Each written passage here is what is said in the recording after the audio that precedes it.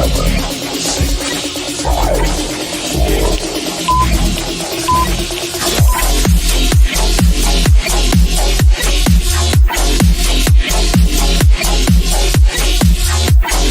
why it's really important to have a plan and understand what your goals are. In fact, my camel out there is suffering right now with a broken back. So I actually found Pepe when it was only a couple of hours old, and I'm like, oh, this is a funny meme. Oh my god. Yo! Who is this DJ? The old man is swing trading over years at a time.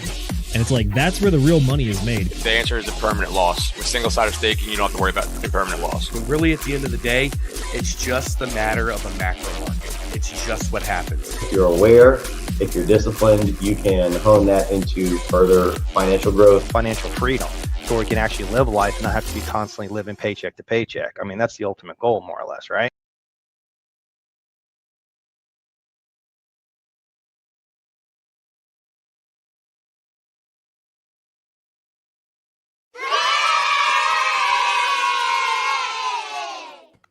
Ladies and gentlemen, boys and girls, crypto degenerates, ducks and squirrels, welcome to episode number 123 of the DGen Roundtable Sunday News Show. Welcome tonight. My name is Will Stevenson. I'll be your host, the driver, and the lead degenerate drinking some fantastic and degenerate sparkling water tonight.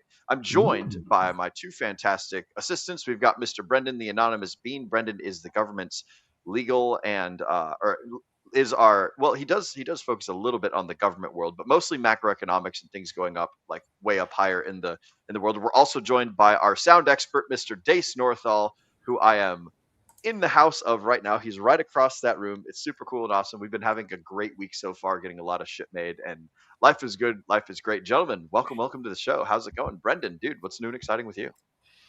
Hey, Will, Dace, good to see you guys. It's been a fun weekend so far, celebrating a little early St. Patrick's Day with some events going on this weekend. Slancha to all those out there. If you're drinking or if you're not drinking, cheers. And yeah, looking forward to a couple of things this week. So tomorrow is my birthday. So there's that. And then there's St. Patrick's Day on Tuesday. So I'm going to be, celebrating into the early parts of the week this weekend. So celebrating. Happy birthday, man. That's great. Thank you. I appreciate it.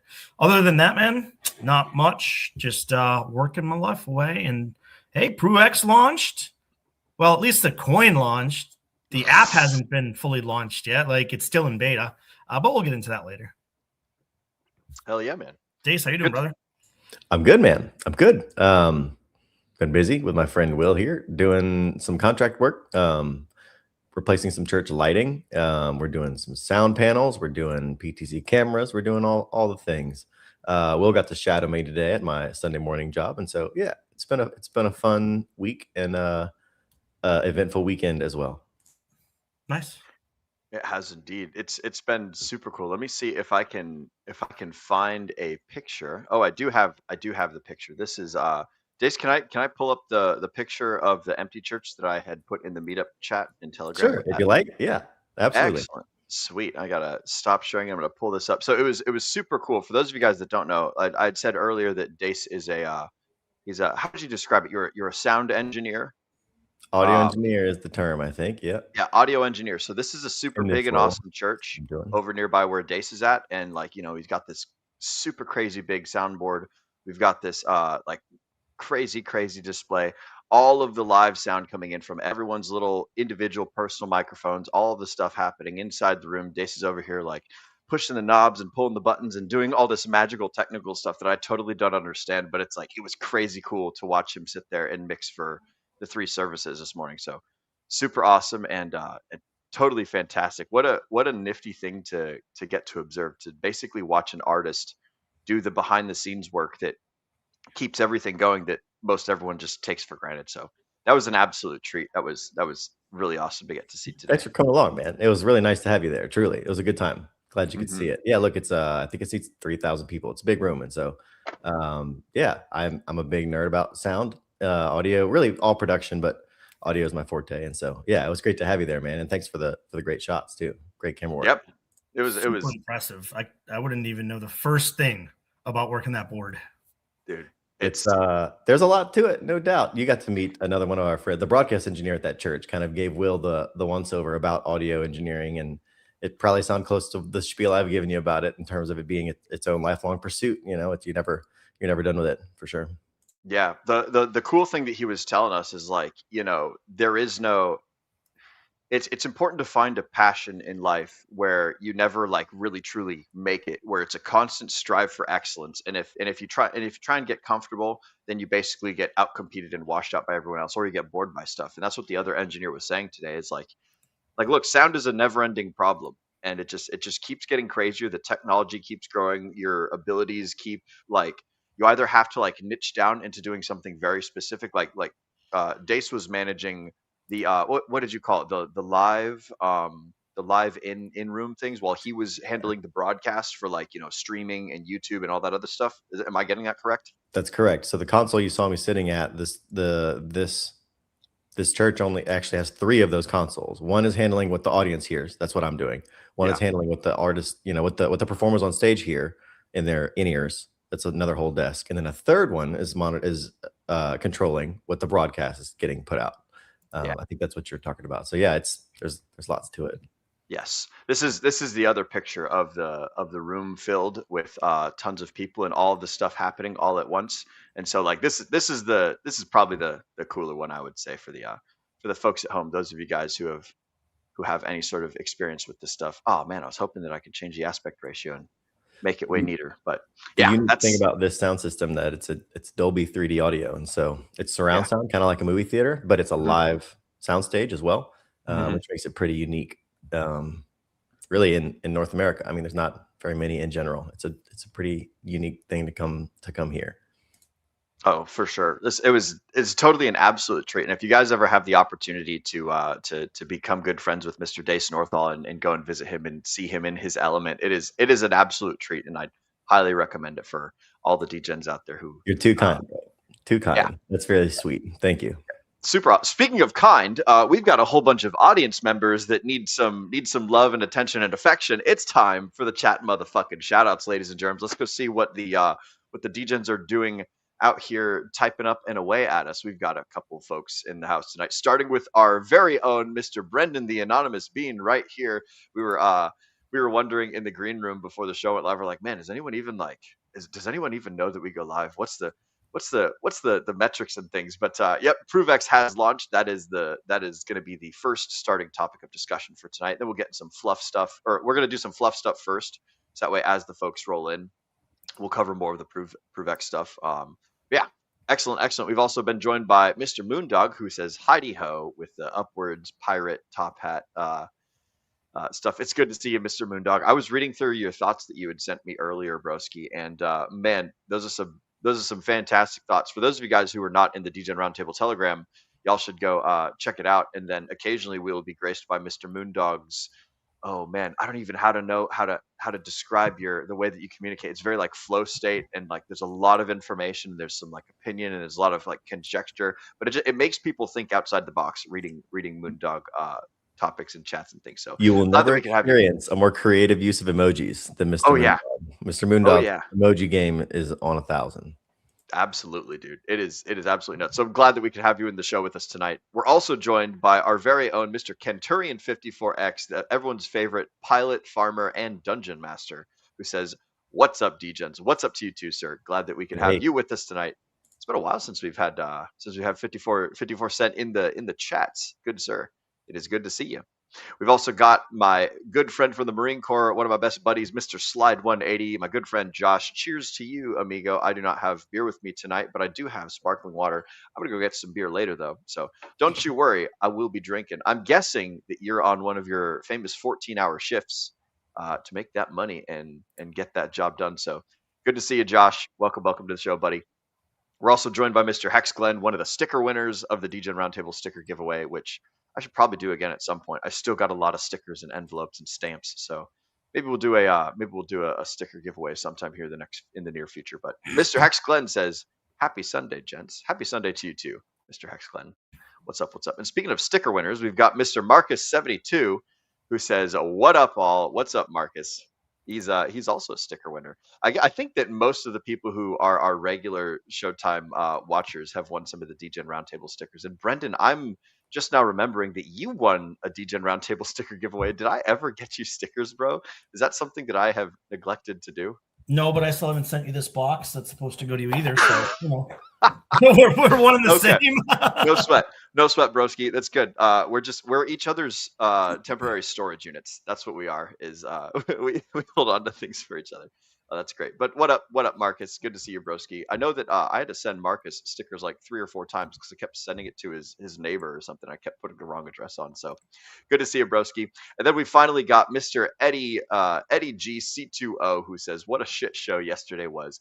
I will say, yesterday was it was an endorphins time when that what was it? It was 7:45 p.m. Central Time, which was relevant to me, 8 o'clock Eastern or 8:45 Eastern, when ProveX launched and all the price action stuff was going crazy. Like, man, if people were able to get some of those buy orders in right in the beginning, like, looking pretty nice right now. But price action has stabilized. We are doing the sideways chopping thing.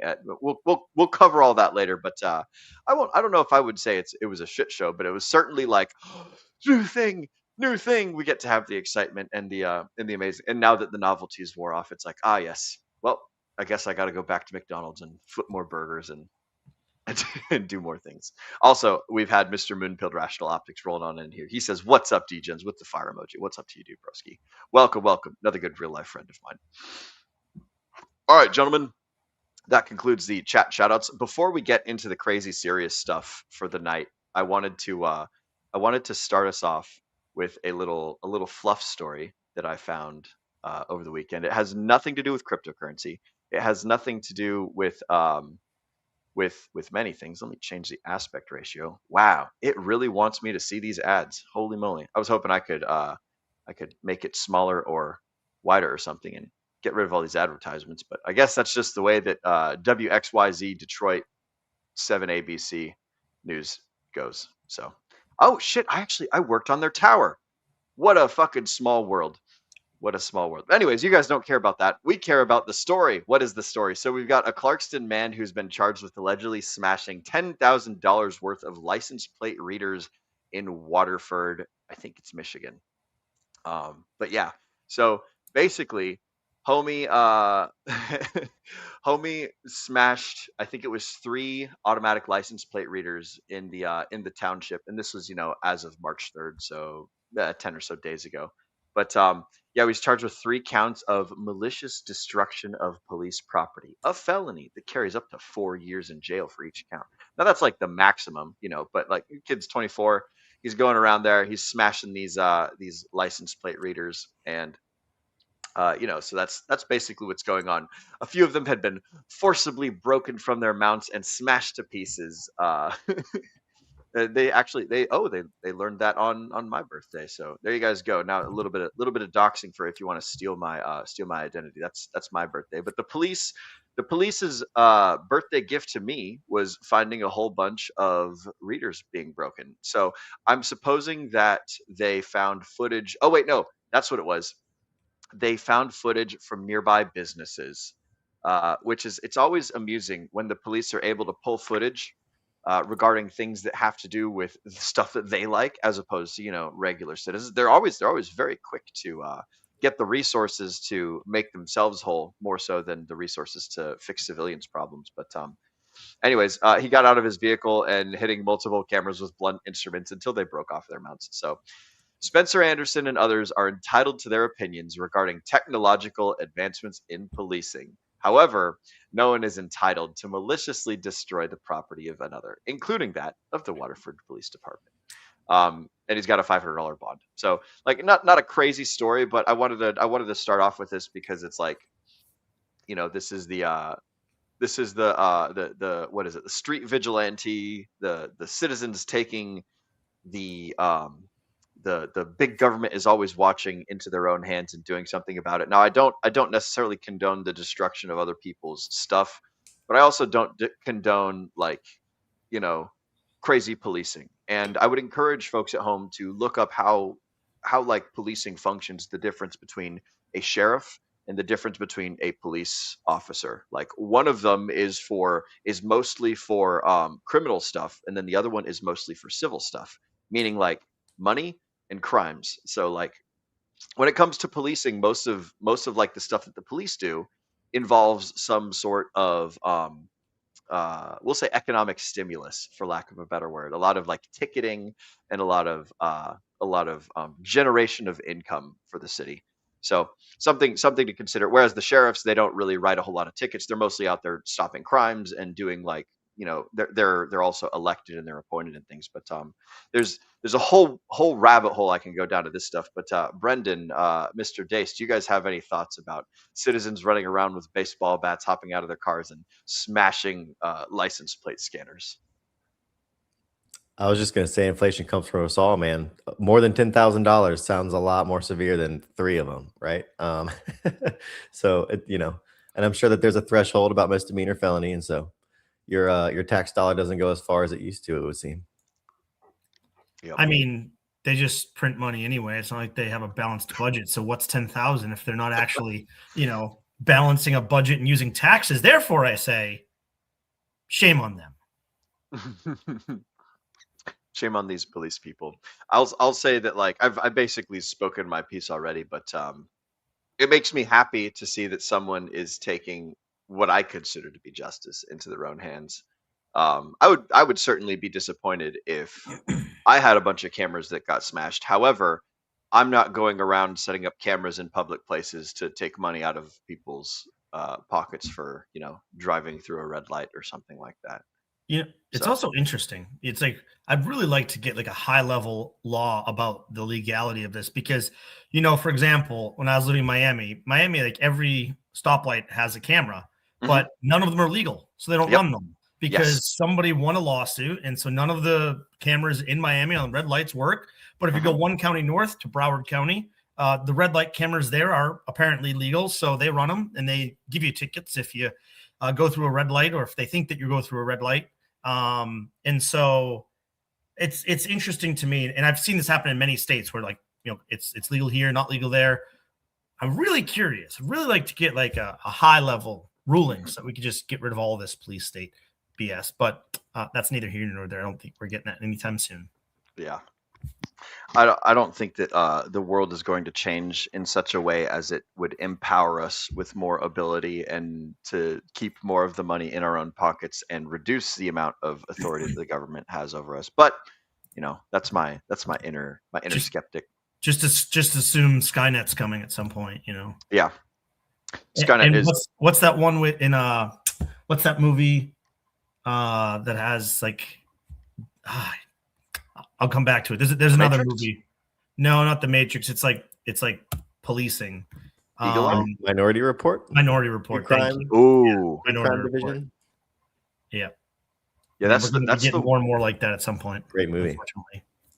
That's the one where like they go and get people before they do the crimes, right? Because they have some fucking psychic kid that's like dipped in a pool and connected to a computer or something. So they go arrest people before they do crimes. Mm-hmm. Man, what a fun notion that movie was to explore that whole idea. If you watch Stranger Things, the whole psychic in the salinated pool thing is a theme that's repeated in that show as well. Oh, okay.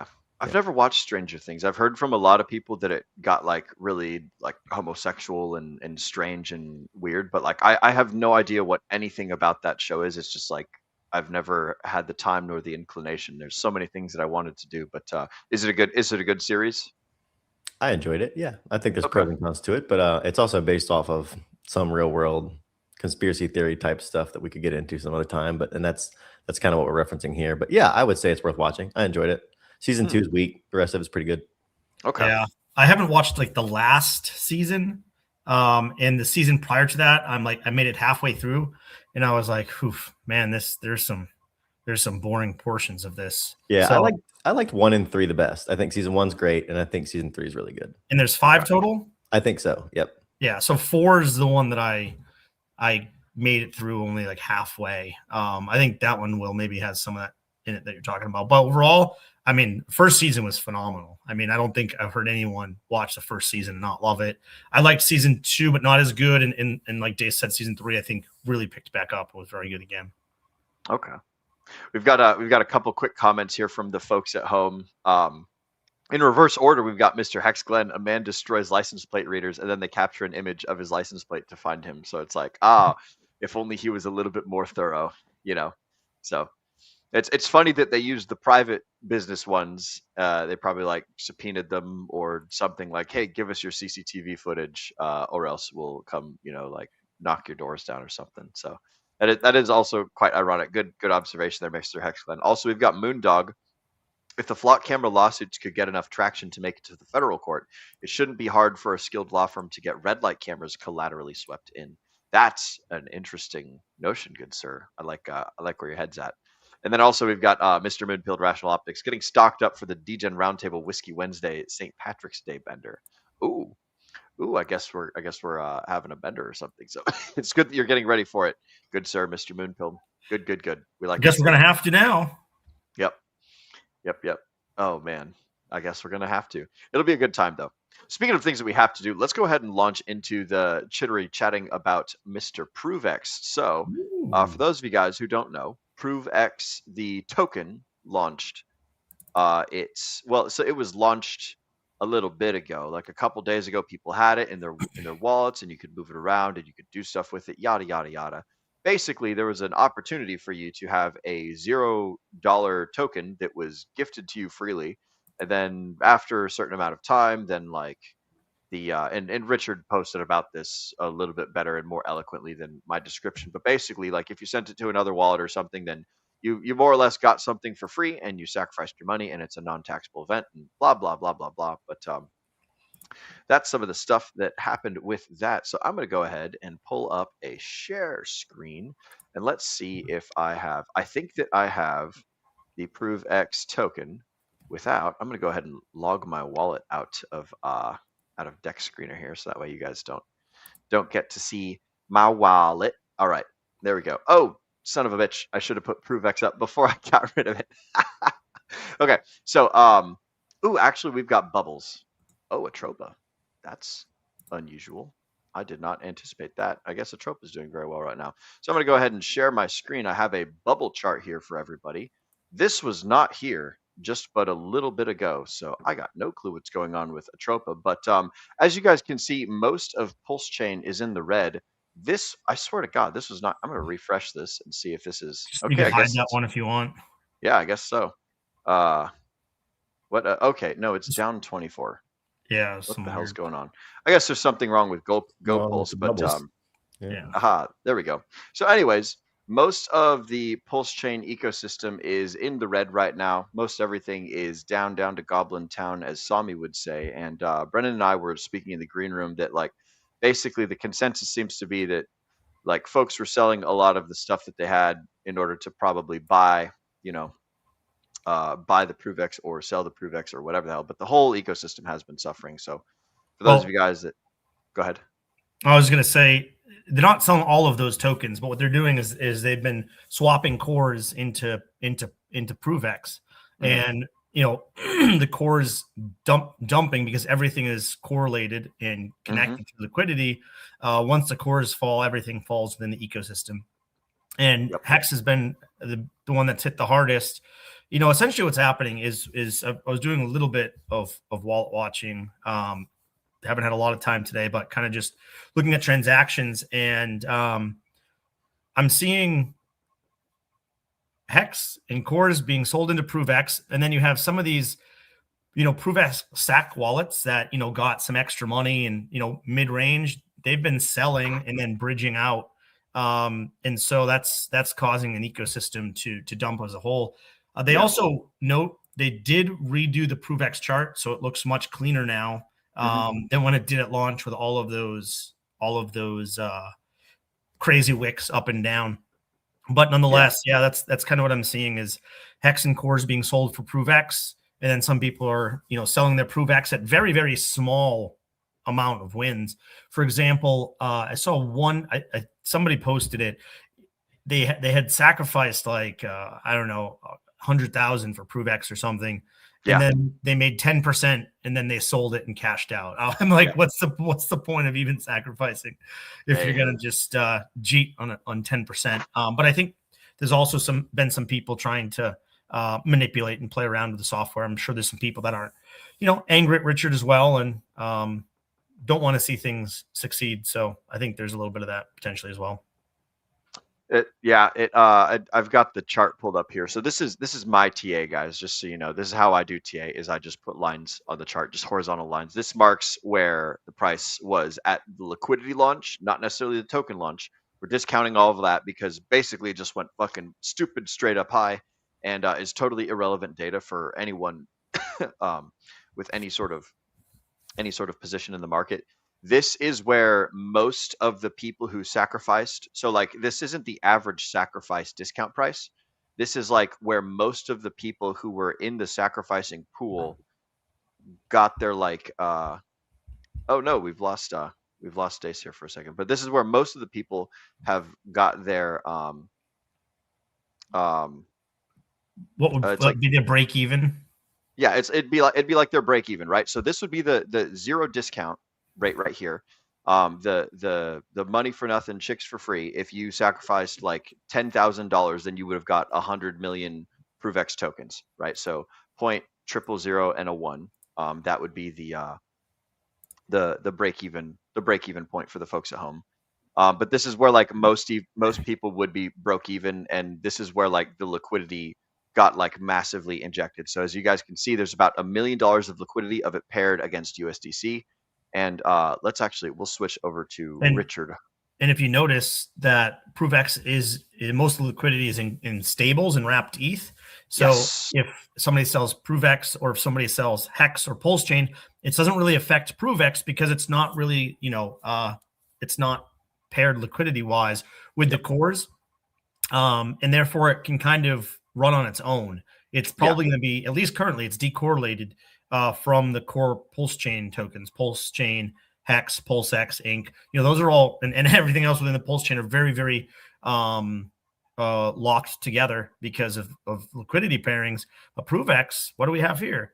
No Hex, no Pulse Chain, no PulseX. And so it really can work separately. And I think that personally, I think it was pretty smart to do it that way. So it has its own life to live, so to speak. And it is, the only thing it's tied to is wrapped Ethereum. So like the ProveX token did launch on Pulse Chain. For some reason, I had thought that it would be launching on Ethereum, but I suppose that is not the case.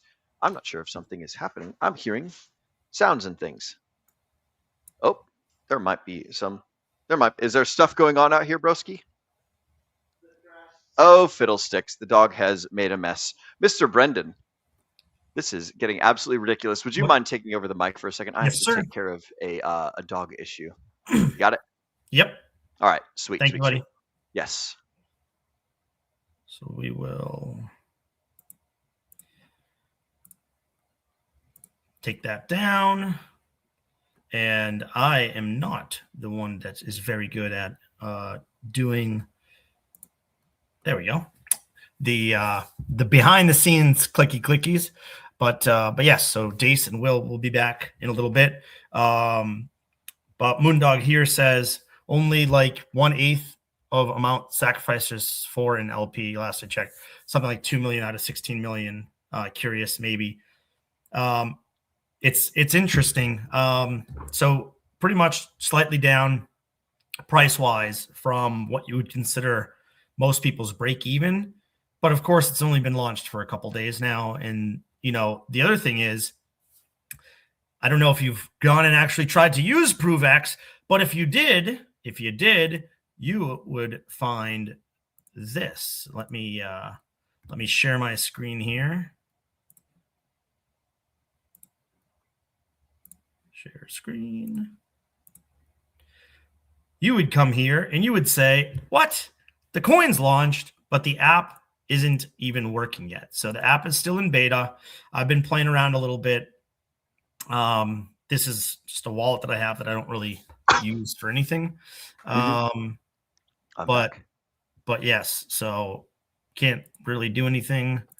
If we want to go here, you can see that that there are a few potential availables. I've never used Wise or Revolut or any of these, so we don't see PayPal, we don't see Cash App, Zelle, or Venmo in the state where it can be used yet.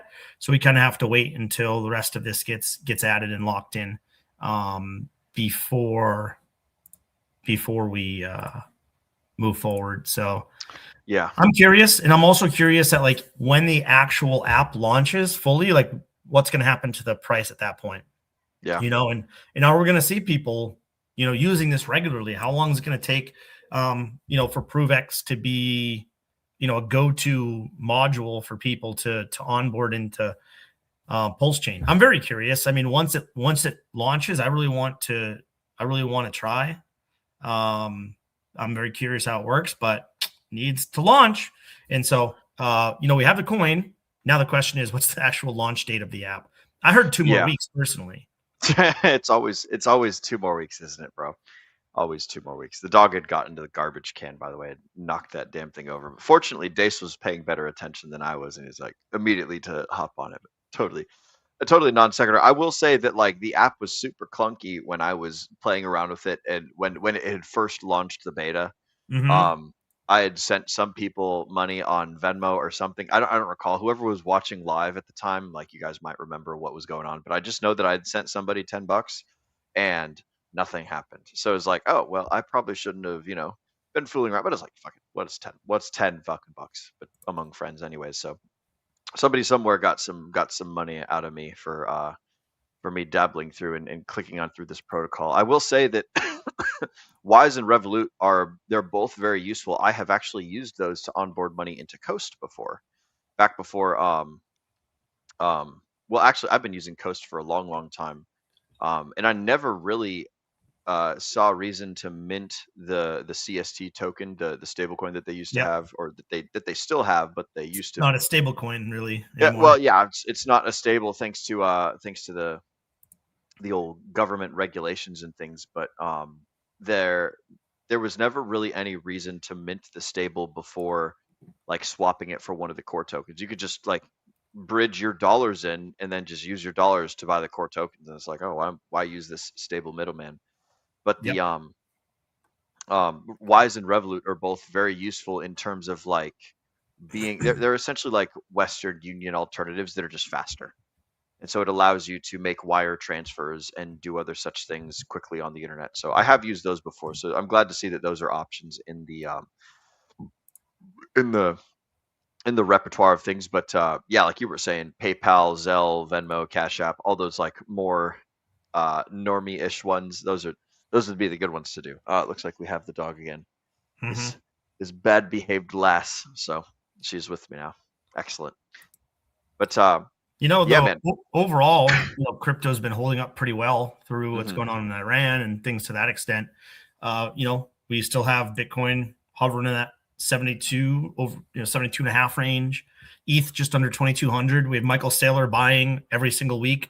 And I posted something in our chat today, but Mike Lee and Bitmine, they bought some more Ethereum. Do you know who they bought that Ethereum from? OTC, over the counter? Tom Lee? Yeah, sorry, Tom Lee. Yeah. Who did they buy from the Ethereum Foundation? They bought it from the Ethereum Foundation. Oh, lovely. Well, fucking from one set of hands to another, I guess it's not being sold to affect the tickers on the marketplace, so that's kind of cool, I guess.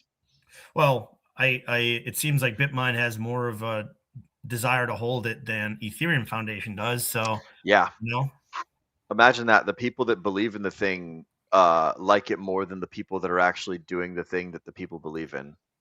So it's like, I guess they got to pay the bills at the Ethereum Foundation, and it's a good opportunity to get some bill paying. And if the Ethereum Foundation would have sold it on the open market, I would have been much more disappointed in them than selling him to Mr. Tom Lee. So that gives me a nice warm fuzzy, at least for now. We'll see how Tom Lee does in the future. I was really hoping that that Sharplink was going to be the guys that were going to be the ones to Because I remember when you had first found that story Yeah. that they were the ones that like had started the Ethereum strategic reserve. And You know then what's funny is I have not looked at the ETH strategic reserve in quite some time. Oh yeah, are you pulling it up right now? I Is that what you're am, doing? yeah. Oh, that's excellent. That's excellent. Uh, While you are shit. doing that, I'm going to welcome Mr. Moonmutt has decided to join. Good evening to my DGen family. Good evening to you too, sir. We're all family over here. Hell yeah. Fucking A right. Another good real life friend of mine. I would certainly say that you are family, my amigo. Can we pull up Moondog's last comment too? Let's take a look at that one. Yes, Mr. Moondog. So, talking about Liberty Swap, I use Liberty Swap to bridge funds more than I do the Pulse Chain bridge these days. If ProveX app has decent order book, it could simplify my onboarding straight from fiat without the Ethereum middle step. So yeah, that would certainly be nice because with Liberty Swap is a fantastic tool, but it's only fantastic if you've already got stablecoins in Ethereum. So like with ProveX, if you didn't need to use the Ethereum stablecoins, then bim bam boom, that's one step removed. And Liberty Swap basically just uses the bridge. It's just an instantaneous version of the bridge. So it's like, well, they use their own liquidity pool. They use their own coins within their protocol to give you the coins, and then they wait for the bridge transaction to finish, and it replenishes what they gave. Yeah. So they're essentially, just They're sending you front-loading it. tokens and then replenishing it, through the bridge. So that is interesting. I don't know. I guess I still use the bridge more than anything. I have used Liberty Swap, pretty painless. But I'm very, very curious about ProveX, and not just for this, but I'm curious like what this type of technology could do in the future. When we're talking about real world assets, we're talking about maybe like, okay, I'm going to send you my smart contract, that is my real estate home, right? And you're going to pay me, through this type of protocol. So I'm curious how we can, use this for other things that aren't just, onboarding coins, but having more potential like an use escrow cases. service, right? Yeah. So I think that's pretty interesting as well. I do like the idea of it. I will say I'm a little bit skeptical when it comes to like the implementation. And perhaps that's just a reflection of my sentiment, which is based on the price at this current time. It's like I see ProveX as like, oh, it's another like when I was making this show, I was I was typing up the show description, and what I had said is like, yeah, it's hard to be excited about like laying another brick in this great big building. It's like, each individual brick is like they're probably really important, but like, the bricklayer doesn't get excited about putting down every single brick, putting the mortar, putting the brick, putting the mortar, all that stuff. But like at the end of the build, when it's there and it's being used, people are going in and out, and the building lasts for 100 years, then it's like really cool and awesome and exciting. So it's just like I'm envisioning myself as the bricklayer that's just like fucking slapping the bricks down, and like, or I'm not even the bricklayer. I'm the guy that's watching the bricklayer, who's like paying him and being like, man, I sure hope this building gets finished at some point or something like that. But yeah, I'm of the opinion that like and again, this is my feelings speaking more than my rationality speaking. So take everything that I say with a grain of salt. I take everything that I'm saying with a grain of salt. It's like it seems to me like Richard Hart is out of touch with like what's happening in the market and like what's going on with the people, and like what is the stuff that people actually want to buy. Like in bear markets, they always say buy alcohol and cigarette stocks because those are the things that people are always gonna, those are the constants in the bear markets. And then during the bull markets, you buy the volatile stuff. And I'm just seeing the general market, and I don't have like crazy overwhelming confidence that like what Richard Hart is building and what he's doing is relative to like the sentiment of the right now. Like Richard Hart used to be crazy tuned in with what was going on right now, and he was like in the trenches with us, and he was fighting, and he was streaming, and he was doing all sorts of things, and that was like very indicative in the products that he made. And now it seems to me like he's streaming from his hidden castle far off and away, and he puts out a tweet every 36 hours or something like that, and a video twice a year. It just seems like the person who used to be in the places doing the stuff with the people, getting like tons of constant feedback, is now like detached and off in la la land and like not particularly doing anything. This isn't to say that I don't have faith in Richard. It's just, well, faith is the wrong word. This isn't to say that I don't think he's going to do great things. It's just that I don't see the connectedness that there used to be, and I don't see the like I don't see the market hungry for the things that he's building. It's like you're working on your shaved ice stand in the middle of an economic famine, and it's like nobody wants to buy shaved ice. Everyone needs bread and meat. It's like this is the this is my own personal little interpretation of things. So I think it's a great tool objectively. Is it what the people want? Is it what the people are going to pay for? Is it what the people are going to use? Like right now the protocol is not usable. Right now the token hasn't price launched. action. You can't use it if it hasn't launched. Yeah, exactly. And it's like, have we been given like a half working product? Is it going to be similar to the Pulse Chain launch, where it's like it's usable, but do people like invest in it? Like there's a difference between using something and investing in something. People can use a basketball court all day long, but if they never like clean it, if they never like re-wax the floors, if you never like take the trash out of the bleachers and it just becomes this big pile of garbage that nobody wants to be around, then you're only going to have like the dedicated basketball players using this basketball court, while everyone else is like, oh yeah, we're going to go to the MetLife Stadium and go have like a great time or something. So I don't know. Perhaps I'm being a little negative and pessimistic here, but this is just kind of like my general sentiment. Maybe I speak for some of the folks in the audience, maybe I don't. But is anything that I'm saying? I disagree with one thing. Sure. I disagree with one thing. Yeah. Richard Hart's working. He's working a lot. Yeah. He might just not be working in the way that you want him to. Exactly. Right? Those are two different He doesn't things. owe me anything. Yeah. And I'm not saying you. I'm just saying like people in general.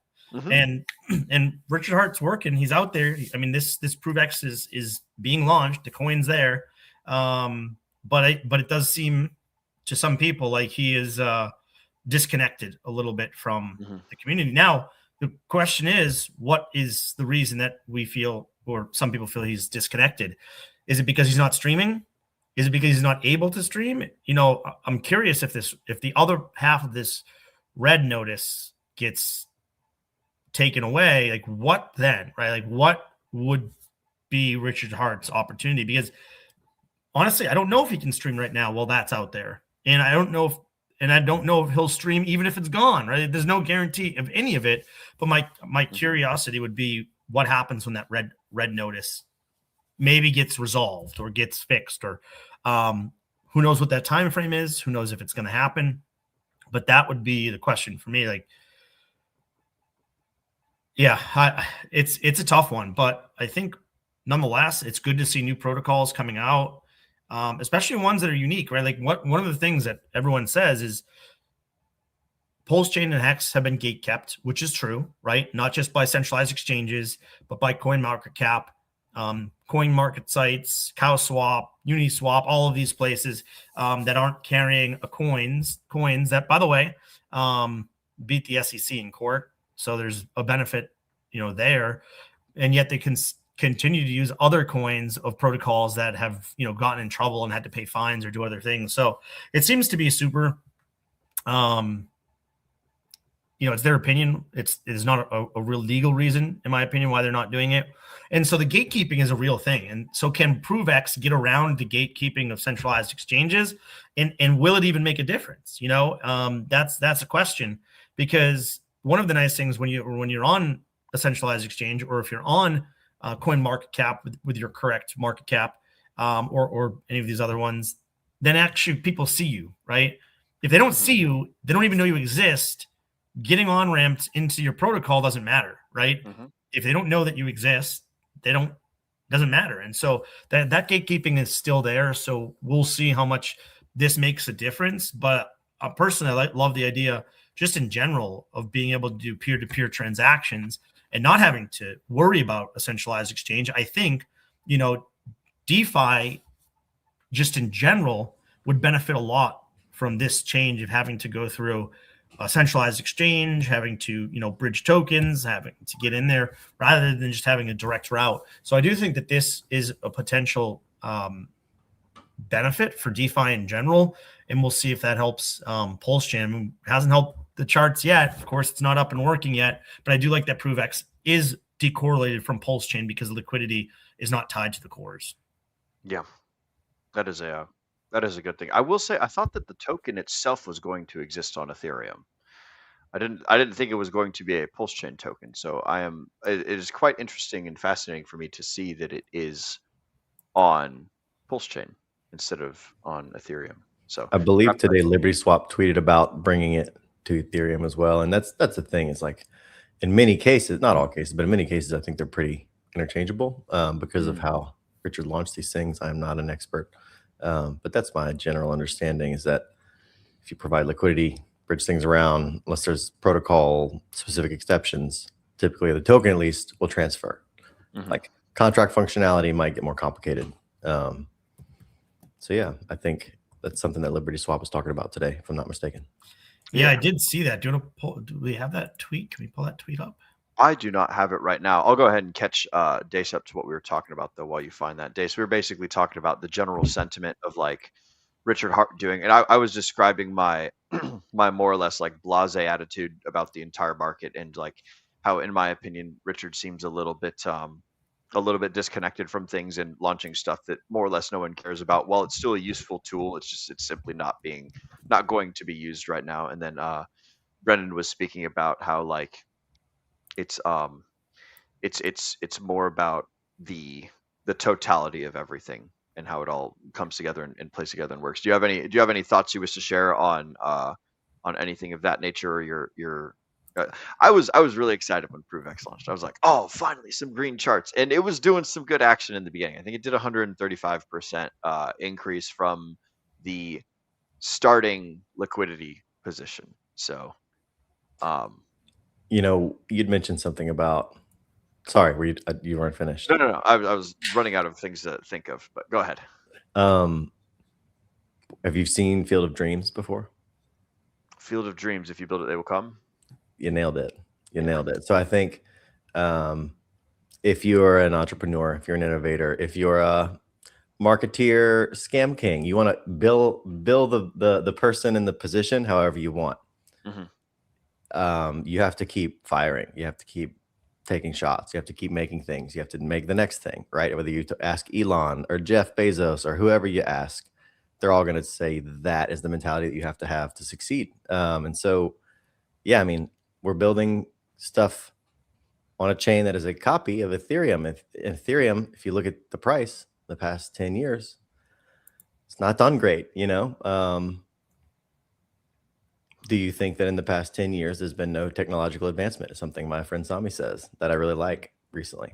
I happen to think that it does provide an advantage.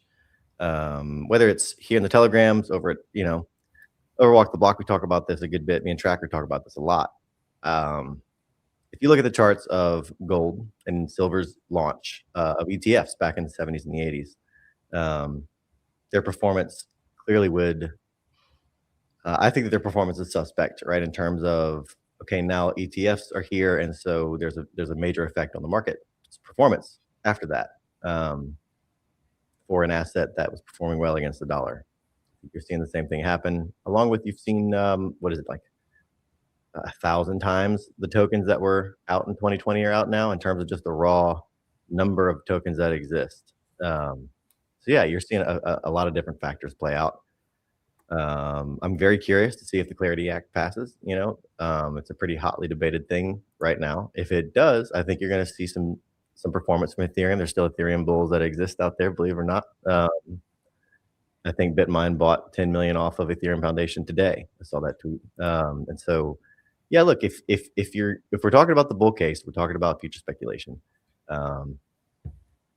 What is the difference, right? How many chips in advance has NVIDIA sold versus the protocol that Richard's trying to back and build and push out into the future? Like, are they the same thing? Are they the same valuation? Of course not. People, like you said, nobody's speculating on this one. Everybody's speculating on the other one.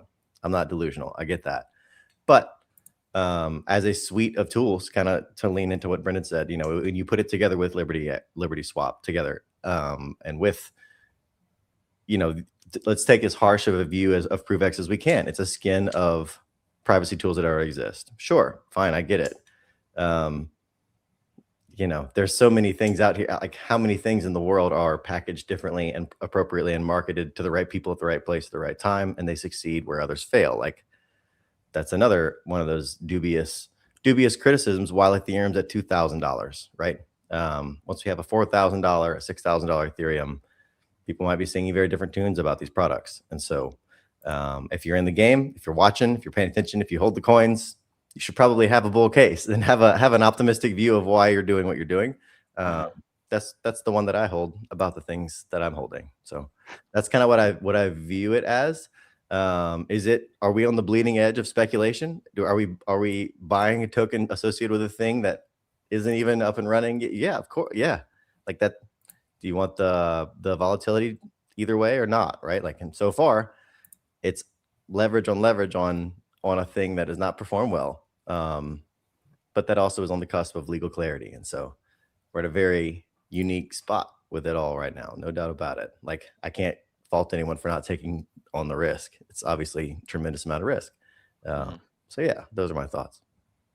I remember Brendan, I think you and I were speaking long ago on the subject of risk, that like, man, is the play to I think it was on one of the streams or in the green room or something, but it's like, is the play to sacrifice for this thing, or is the play to wait for the sacrifice and just buy it when it inevitably gets lower at launch? And it's like, oh, well, in hindsight, the play would have been to, oh, well, just wait, 24 hours after it launches and buy it at 50% or 40% less than what most people sacrificed for it. So hindsight being 2020, that's where that's at. And then also one more thing to she's chewing on my shoes back there, freaking slinker. We got a thought here from oh yeah, way better than the garbage. Yo, I'm glad that you caught that, man. She's a little stinky girl.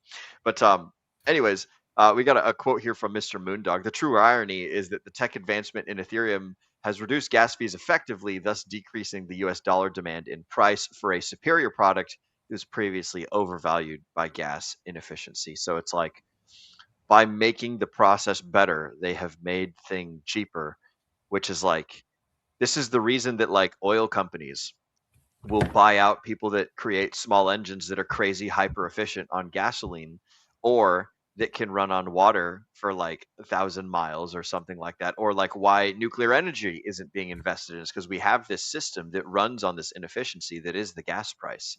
And so the world needs energy, and the world needs like these things to happen. And and like, if you decrease the value of, or if you increase the process of the machine, then you decrease the value of the fuel. And if most of your money comes from, hey, process and sell fuel, then like you don't want the engine to become more valuable. You want But what if the thing is money? That's the quandary. Yes. Because like, is it a superior product because it's more efficient, or is it a superior product because price go up? Yeah. Are you here for fast gas fees while your money goes down? I'm not. So it's not a superior product. Like that's the double-edged sword of crypto in general, because it is technology and it is money, and so yeah, that is the junction, no doubt about it. Because like superior, like it functions better. You can send more things. We can make tokens in 3 clicks in 3 seconds. But like, do the stakeholders of the Ethereum as a capture of value, or do those people think that it's a superior product now from when the fees were high and the price was high? Like, I don't know. I would wager no, but just a thought.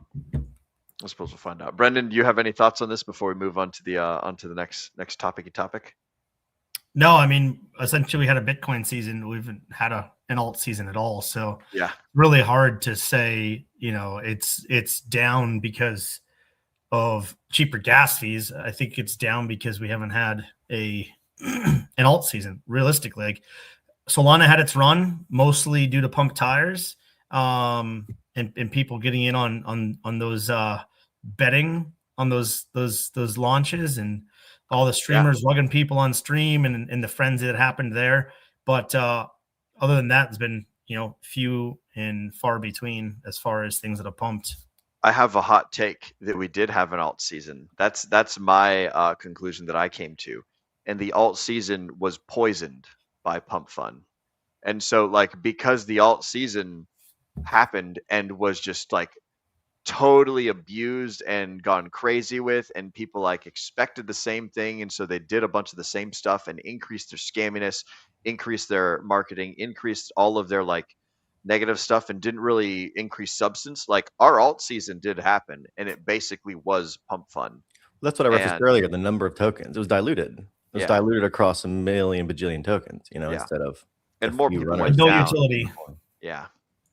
More people went down than up. And so like it was the bright candle that burns fast that doesn't like have any sort of, lighting power or whatever analogy you want to use. And so it was all just like a flash in the pan, and then it's gone. All of the economic energy that could have been used for like DeFi or or something was instead turned into like, oh, we better fucking gamble on these fun marketing things and see where it goes. But Yeah. That's- I mean, if you just get market cap, though, it doesn't seem like we had a lot that was put into the alt season. Just from a market cap standpoint, it was very, very subdued. Yeah. I will say there was probably a lot of money lost, and more money lost than made. And because of that, I think that it's like, where there could have been growth stories, there were instead horror stories. And so there was more like negative behavior, which probably increased the spiral downwards. This is all conjecture, or conjecture. That might not be the right word. I don't know the right word. Yeah. It's all, supposition on my part, but I will say anyway. there's one other play that you could have done if you Yeah. were going to sacrifice from ProveX. Yeah. Only sacrifice a percentage of the money that you want to invest in it, which is what I did. I invested some at SAC and then held some back that I could buy if the price dipped after launch. Which it currently is dippity dipped after launch. So, well played, sir. Yeah, well, I mean, I've not bought more yet. I'm kind of just gonna take a wait and see approach before I make any other plays.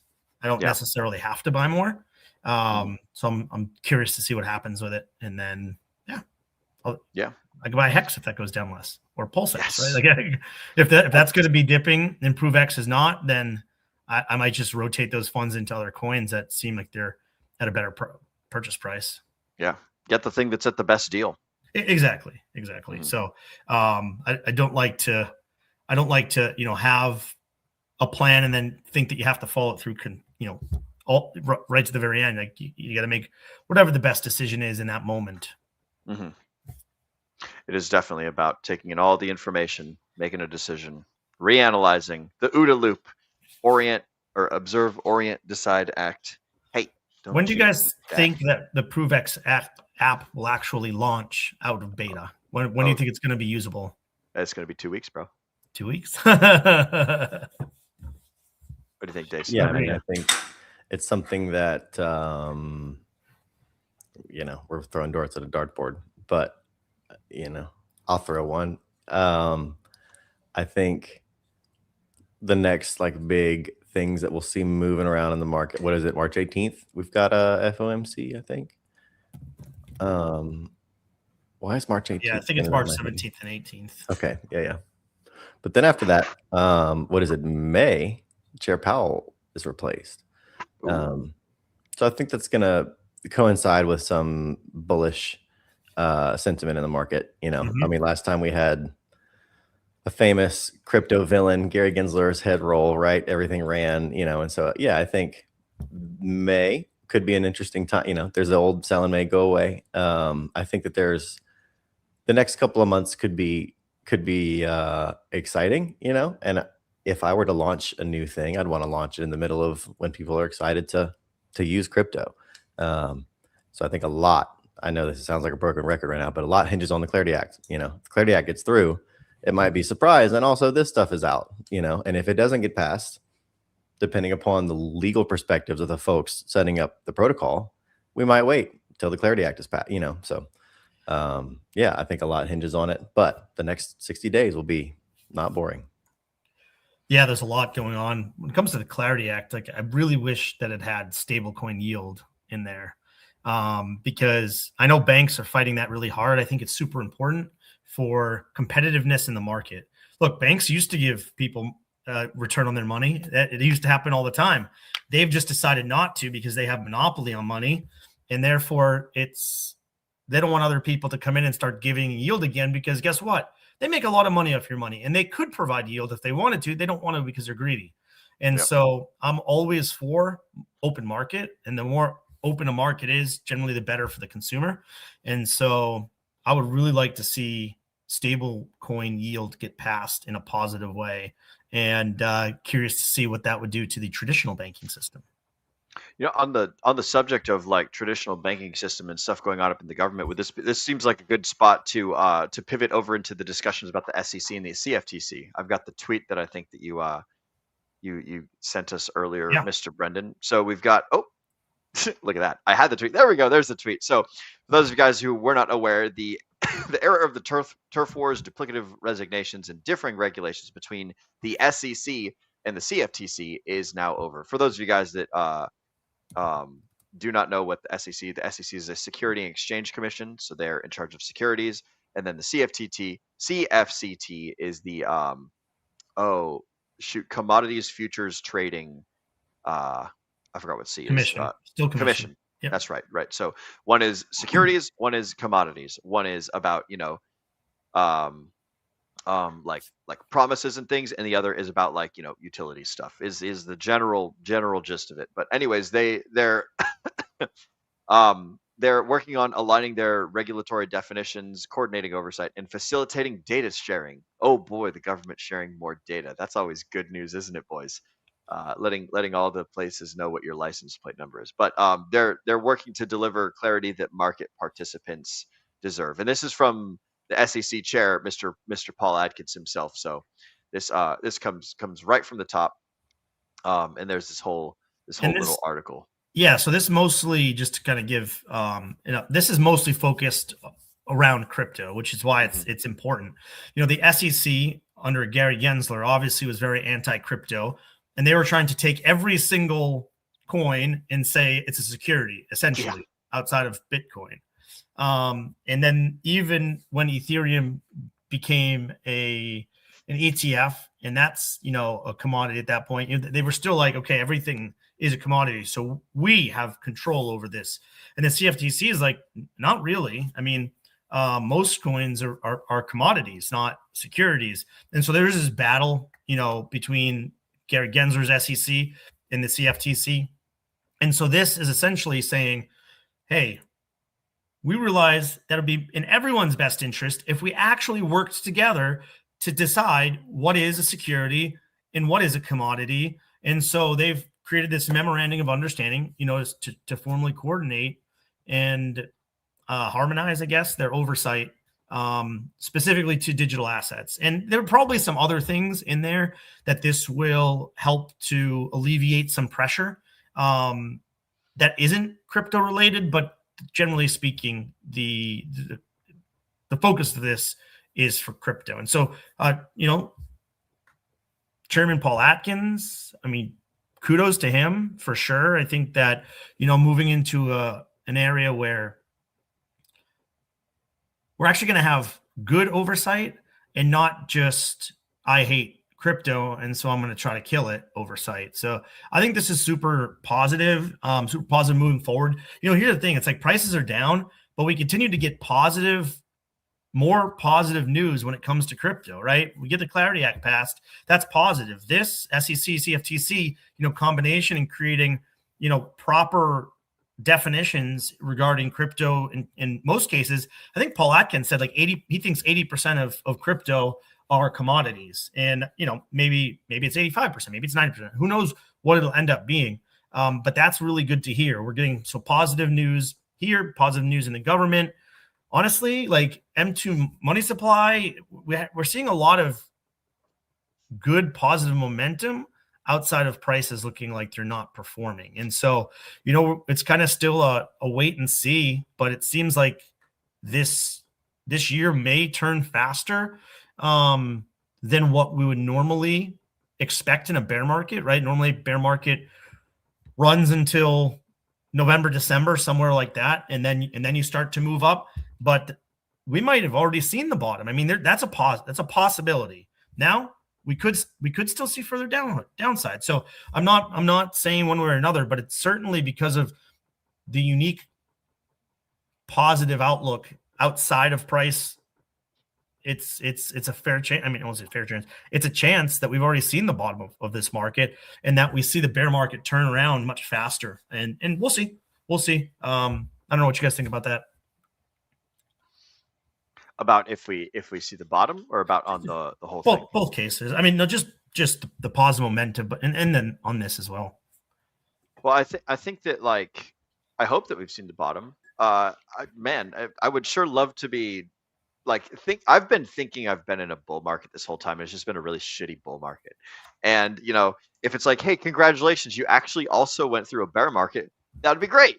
That'd be awesome. And then we could do another bull market again. But if we keep going lower and it's like, the bear isn't over yet, then I'll be a little bit disappointed. But it's like, you know, whatever I think and feel is just the emotions of the time for me. So it's not necessarily terribly relevant for other people to be making decisions and stuff. But I am interested, like, regarding the CFTC and the SEC thing. Like, I don't know what's all going to happen as a result of this.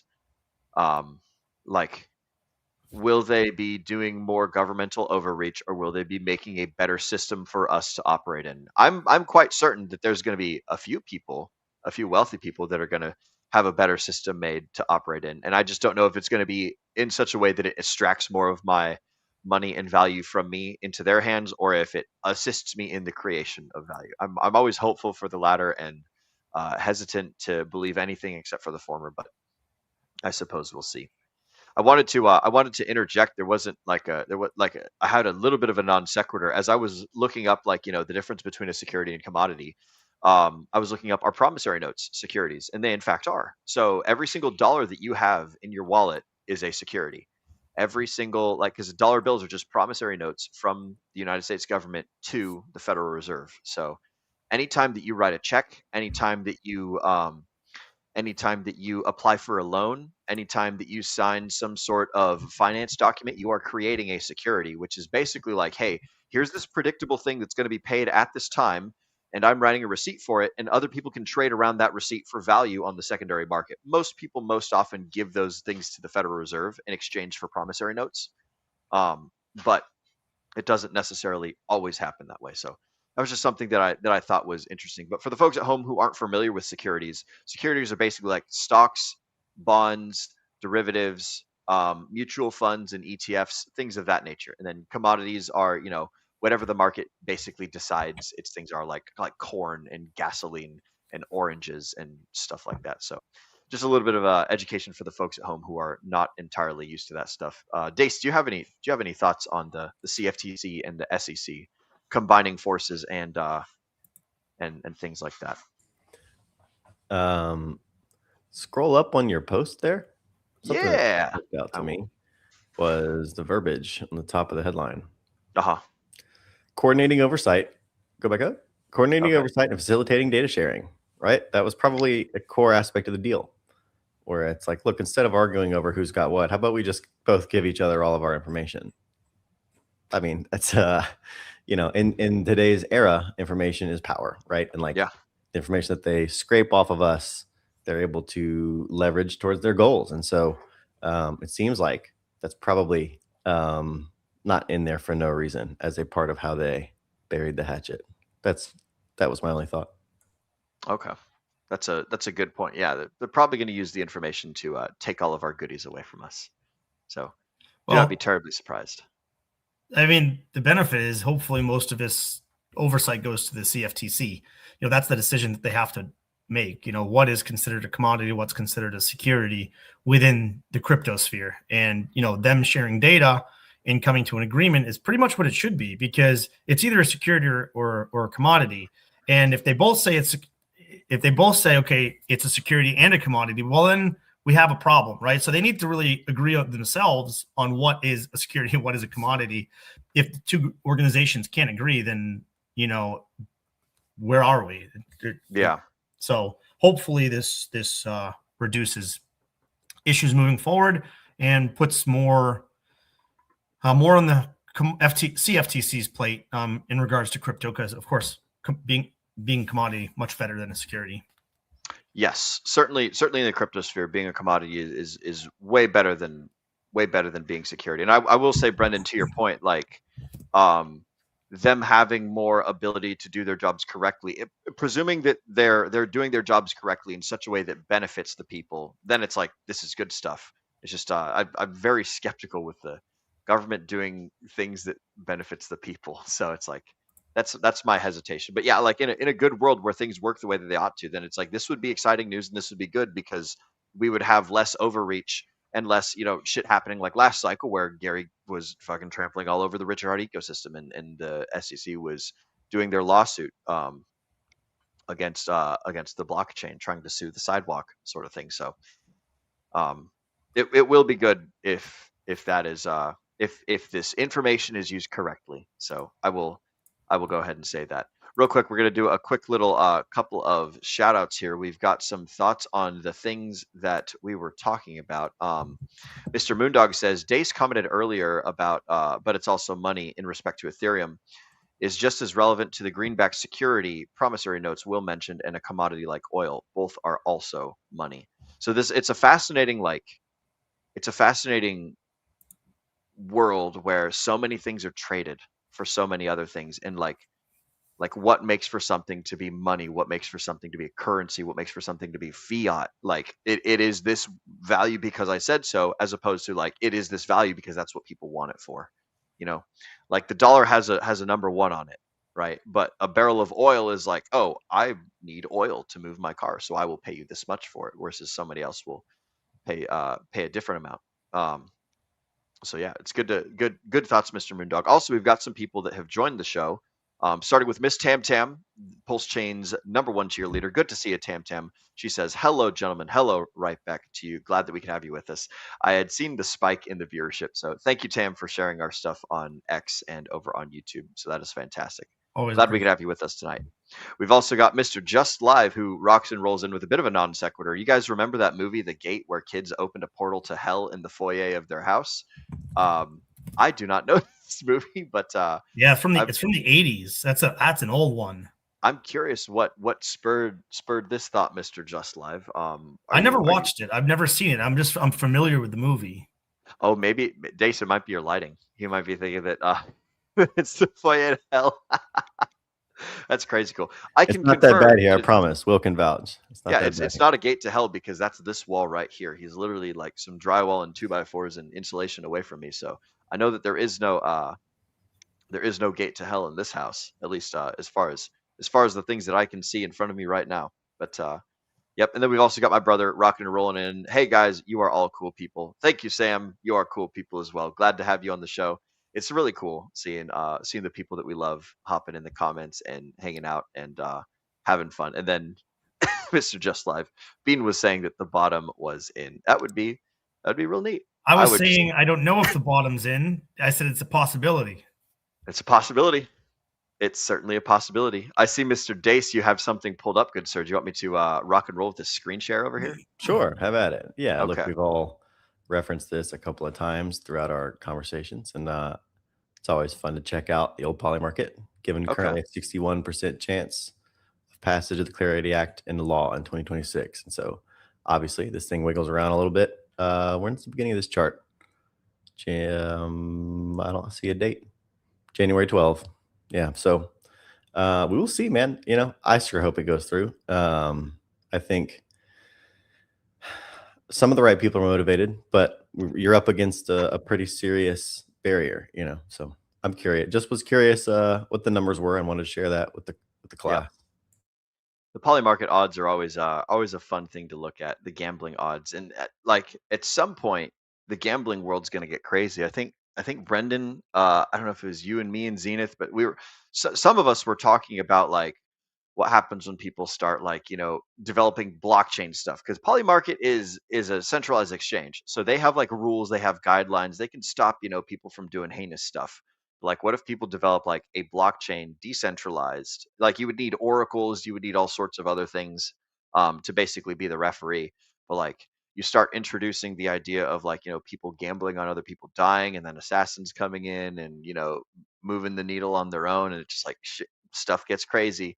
Stuff gets real crazy. But I think that I think that it's always fun to check the poly market odds to see where's the real sentiment. Where are people putting their dollars and cents? So that's a good one. So I'm going to go ahead and close out this Paul Atkins thing. We've already covered Richard Hart talking about. Hey, Will, can I just interject? Sorry, I was on mute. Oh, yeah. Just in regards to the odds, it's funny because, okay, yeah, it'll probably pass. But like Moondog was saying, is it actually going to be the Clarity Act that we were all hoping for? Or are they just going to strip it down to like bare bones and it's not going to be, that useful? Like you said, one of the things that we don't have in there, right? We're not going to have any clarity on stable coins and what's going to happen with yield. That's going to happen. And can Dace or Will, do you remember what's the other crypto bill that they're working on? There's the Clarity Act and the Clarity Act is stable coins. I don't remember what even it doesn't have stable coins in it anymore, but there's a larger one. Clarity Act is kind of a Genius Act. Genius Act. That's the one. Yeah. So that's already been passed. That's already into law. That one's already in law. Okay. Oh. So, yeah, but it needs clarity to kind of take effect. So as I understand it, the Genius Act like codifies stable coins in terms of how they work, but we don't have the functional rails to actually execute that the Clarity Act is going to give it. I could be totally wrong. That's my understanding. Yeah, so we'll see. I don't know if Clarity Act's going to have stablecoin yield in it anymore. It was originally, so I had those backwards. So that's the bigger one. Genius Act was the smaller one that was passed previously. But it's just like, if they're going to strip it out to the point where it's going to have a marginal effect, then we'll see what happens to the market in that case. But hopefully, most of it gets to stay in there, even if stablecoin yield isn't going to be involved. We'll see. We shall see. We shall see indeed. The Genius Act, the not so Genius Act. I've got to do a hard transition here. I've got one final article for the day, and it's about Iran and it's about Binance. We've covered these, not the Iran and the Binance thing, but we've covered quite a few of this stablecoin stuff. So this is the next thing that I would like to talk about. So from the Wall Street Journal. We've got the Justice Department probes Iran's use of Binance to evade sanctions. This article came out, I think, it was updated on March 11th, but I remember seeing it shortly after one of our streams that we did. And basically it was right after a whole bunch of strikes over in Iran. And but I thought it was fascinating because it's like, Binance is one of the largest exchanges, and it's one of the ones that's outside of the jurisdiction of the United States. So I wonder if this is like part of their, I wonder if this is some sort of cabal move. I wonder if Iran's actually doing bad things, or if the United States is like, oh, Iran's our enemy du jour. And so let's see what we can finagle with Binance. Like I remember there was a whole bunch of headlines a long time ago about Hamas using cryptocurrency to fund terrorists, and it was like $200,000 or some asinine number. It was totally irrelevant to the broader scope of things, but the headline in the news story was used in such a way as to basically paint the picture that cryptocurrency bad because terrorism. And so I saw this thing and I was wondering to myself is there anything to this? So they're saying they're backing terrorist groups, including Yemen's Houthi militants. By the way, for those of you guys that don't know, United States blockade of Yemen has resulted in a whole bunch of people dying. So that's a fun little starvation thing the United States has been doing to the rest of the world. But there is a paywall to this. So I basically just wanted to see your guys' thoughts on just the campfire story aspect of what is the United States doing with Binance? Would you be surprised to see that there's a whole big nothing burger here? Is this some clickbait shit? I didn't go into it because again there's the paywall, but the headline is what spoke to me, and obviously that's what headlines are supposed to do. So I'm gonna see what your guys' thoughts are on this. Brendan, I've got some thoughts. Unless you'd like to go first. Take it away, my friend. Sure. Yeah, look, I think Moondog's comment here is apt. about the third anti-CBDC Surveillance State Act, which means they're building out the rails for surveillance bank issued CBDCs. This comment, pair it up with the headline, and my mind goes back to a piece of law called the Patriot Act that was passed in the wake of the Jenga towers. And so, yeah, man, I think this has got the similar odor on it. We're going to cite the boogeyman, and we're going to go after somebody making a whole bunch of money.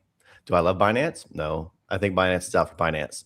Don't get it twisted. But I think this is also not a new play out of the playbook of the other side in this equation to say, hey, look, because we're at war with these people, we get to do these things to these other people. I think that that's not a new game, but I think it's a game America plays well. As you do if you're the world superpower. And so there's a brutal double-edged sword to this topic, as it pertains to all of the politics wrapped up in the conversation. But it spoke when you talked about the parts of it that spoke to you. My mind went back to the Patriot Act and how it was presented in the wake of conflict, right? In the wake of conflict, those in power are going to use what's happening to further their agendas because people are more pliable in those moments and times of conflict. The Hegelian dialectic is something that people should take a look at and learn well. A philosophical idea about how this all works. And so, yeah, look, I think that's what came to me when you read the headline. It reminded me very much of the Patriot Act and also of what Moondog happens to be pointing out at the same time. Mr. Yeah, Brendan, I think there's some truth there, Dace, and everything is on the surface different than the meat and potatoes. Like, they feed you headlines to try to, get you to feed into propaganda one way or another. And I'm not saying this is the case or not. I'm just saying that it's certainly a possibility. I'd also say that, Will, your first point is, and Wall Street Journal, they're generally a little bit more fair than some of the other news outlets. So, if it was other news outlets, I'd be like, okay, they're just using this to trash crypto. I haven't looked into it any more than the headline as well.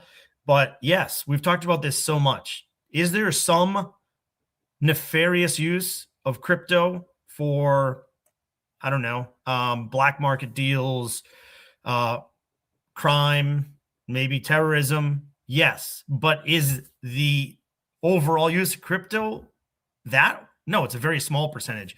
And if we're talking about what's used for money laundering, what's used for war, what's used for crime, overwhelmingly it's the US dollar, because most people don't want to have their transactions tracked, because then they can just, follow the breadcrumbs until they find who's actually sending and receiving that money. So it's really not beneficial for most criminals to use crypto platforms unless you're doing it in very, very,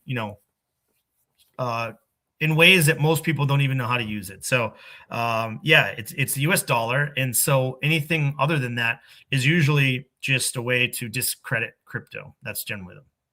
Yeah.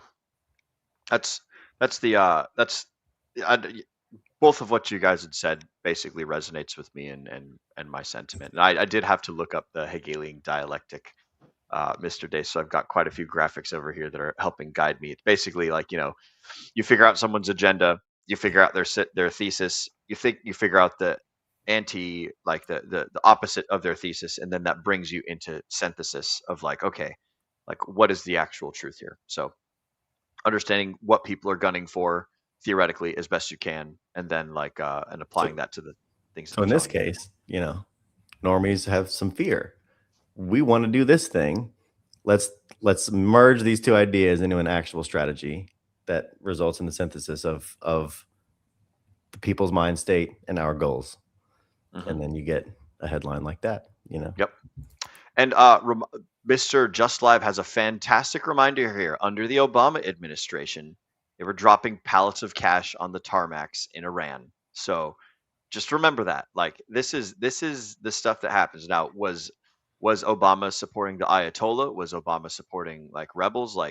Were they our friends at the time? Are they our friends now? It's all a big political game of power and reach and things. And the United States has shown in the recent in the recent past that it is not the friends of Binance, both with the actions of FTX, with the actions of the support of FTX in gunning for the FTX blew that one all up on their own free market style, but the U.S. government was propping up FTX, and FTX was trying to knock Binance out of the picture. And then you see the United States charge Changpeng Zhao with the only person to ever go to jail for doing this crime was CZ of doing some money laundering mumbo jumbo sub categorization, whatever the hell. So is the US friends with Binance? Probably not. Is Binance friends with the US government? Probably not. To your point earlier, Dace, Binance is definitely out for Binance for sure. They want to be the biggest. They want to be the best.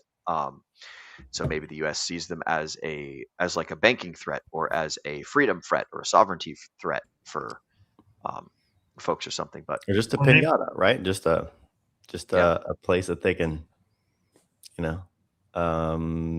do what they're doing. It might not be any deeper than that. Who knows? I don't doubt, this is from Moondog, I do not doubt that Binance was used to mine dark dollars in Iran, but I do doubt that Uncle Sam was not the #1 facilitator of said moved funds. So yeah, an excellent point. An excellent point, Mr. Moondog. Anytime that there's money moving, you can bet your sweet ass that the United States is playing a crucial role, or maybe not the United States, but maybe some of the other countries in the Middle East that the United States is heavily affiliated with, or perhaps some of the banking cartels around the world that are also facilitated. So maybe not the U.S. government, but the people that run the U.S. government behind the scenes, or are at least aligned with the U.S. government's goals. So you know what though? Screw Binance. I don't like Binance because they caused 1010, and this entire crypto crash was started in the catalyst was Binance, and they're who knows if it was they're on purpose or not, but there's no doubt that 1010 caused this, and Binance is at the center of that, and I don't trust Binance currently. Now again, whatever, the headline is what it is. I think we all kind of agree there, but I'm not going to sit here and not take time to trash Binance when I get the chance. So fuck you. Excellent. I have no thoughts on the morality or anything of Binance, but I do agree that the evidence shows that it looks very much like they were the ones that caused 1010, which, for those of you who didn't have money in the market, basically all the derivatives failed and everyone lost a whole bunch of money because one oracle, or a handful of oracles controlled by Binance, did a wrong thing. And so just liquidations after liquidations. Binance got very wealthy. Yeah. And people got very poor. So that is all the articles that I have for tonight, gentlemen. Is there anything that's been on your mind that's been happening over the week? Brendan, we touched on CPI numbers on Wednesday. Was that something you wanted to chat about? I mean, CPI numbers came in as expected. It's just like I said on Wednesday, it's going to be very interesting what the next set of CPI numbers are, and if this engagement between the United States, Israel, and Iran is going to cause oil prices to go up, and see if that's going to have any effect on inflation. Now, as Dave said, the FOMC meeting is coming up this week. Middle of the week. So we'll see that they're going to hold rates, and they're going to say, well, now with this little war going on in Iran, we just don't know what the markets are going to do. And so they're just going to keep finding ways to keep rates steady. And so I don't expect us to see a cut until we have a new Fed chair in, which, as you mentioned, will be in May. So we'll see. It'll be very interesting to see what things look like back then. And so we'll see then. But up until then, it's going to be status quo. We did also mention that we were going to show the strategic ETH reserve. So I don't know if we want to do that, or we could save that for Wednesday. Maybe let's save that for Wednesday. Yeah, let's save that for Wednesday. We can always go over the Ethereum reserve. Have something for the folks to look forward to. Excellent. Mr. Dace, anything happening recently in the world that you would like to opine on before we start moving to close here? Good sir. I think we've covered a lot of bases, man. I think it's been a good show, you know. Like Brendan said, FOMC, new Fed chair, Clarity Act. Those are the big three, you know, on the crypto front. Those are the three things I'm watching for news updates on, you know, and I think a lot of people are in the same boat right now. So yeah, stay tuned. Excellent. I like it. I like it. Gentlemen, where can the folks find you and what have you going on in the near future? Mr. Brendan, sir, what's up? You can find me in our Telegram, which is right above Dace's head if anybody wants to join.